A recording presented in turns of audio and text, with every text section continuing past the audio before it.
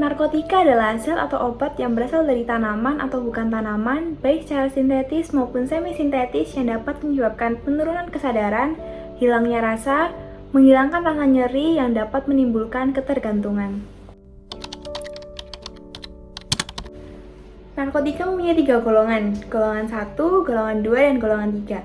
Golongan 1 ini hanya digunakan untuk pengembangan ilmu pengetahuan saja dan tidak digunakan untuk terapi, serta ia mempunyai potensi yang sangat tinggi untuk mengalami ketergantungan, contohnya seperti opium, ganja, dan heroin.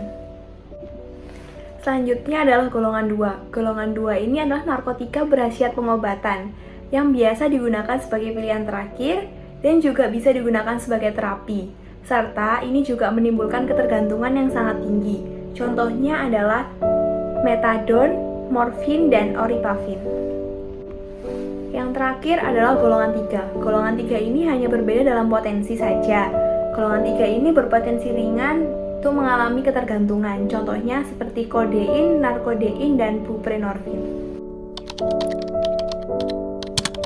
Penggunaan narkoba dapat menimbulkan bahaya dan dampak bagi penggunanya. Dilihat dari efek-efek jahat narkotika, sifat jahat tersebut dibagi menjadi 3. Yang pertama, habitual. Habitual membuat pemakai selalu kepikiran sehingga ada rasa senantiasa untuk mencari dan merindukannya. Dalam bahasa sehari-hari kita kenal dengan sebutan sakau. Pemakai akan merasakan sakit yang luar biasa jika tidak mengonsumsi narkoba tersebut. Yang kedua, sifat adiktif. Sifat ini membuat pemakai terpaksa untuk memakai terus dan tidak berhenti menggunakannya. Dengan kata lain, ada sifat ketergantungan dengan narkoba. Jika dilakukan penghentian dalam mengonsumsi narkoba, maka pemakai akan merasakan withdrawal effect dan sakit yang luar biasa. Yang ketiga, sifat toleran. Sifat ini membuat pengguna semakin lama semakin menyatu dan tubuh pengguna menyesuaikan diri dengan membuat pengguna ingin terus-menerus menaikkan dosis penggunaannya. Jika dosis yang dipakai sudah melebihi batasan toleransi tubuh, maka bisa jadi pengguna mengalami kematian. Selain itu, hasil riset kesehatan dampak penyalahgunaan narkoba menurut penelitian BNN dan Fakultas Psikologi Unika Atmajaya pada 6 loka atau balai rehabilitasi BNN 6 provinsi menunjukkan bahwa 0,8% penggunaan narkoba menyebabkan stroke, 3% menyebabkan kebocoran katup jantung, 5,8% menyebabkan hepatitis C, 6,8% menyebabkan penyakit seksual menular, 13,1% menyebabkan gangguan kejiwaan, 3% menyebabkan TBC, 1,5% menyebabkan sirosis hati, dan 2,7% menyebabkan AIDS. Yang pertama adalah perubahan secara sikap. Mereka menjadi emosional, mudah marah, mereka menjadi kasar, lalu menjauh dari keluarga dan teman sekitar, tidak patuh terhadap nasihat yang diberikan, lalu mereka menjadi tidak peduli dengan apa yang terjadi di sekitar. Mereka juga menjadi lebih paranoid dan sering berbohong atau banyak alasan. Untuk perubahan fisik, untuk beberapa kasus sangat terlihat bekas-bekas suntikan yang terjadi pada tangannya. Lalu mata merah, bicaranya belo, berjalan secara sempoyongan, mudah mengantuk, dan terkesan tidak merawat dirinya sendiri.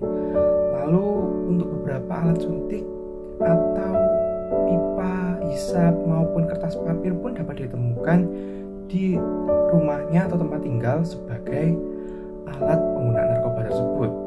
Lalu kecenderungan lainnya adalah mereka sering kekurangan uang, mau pinjam uang karena mereka ingin membeli obat-obatan tersebut untuk dirinya sendiri.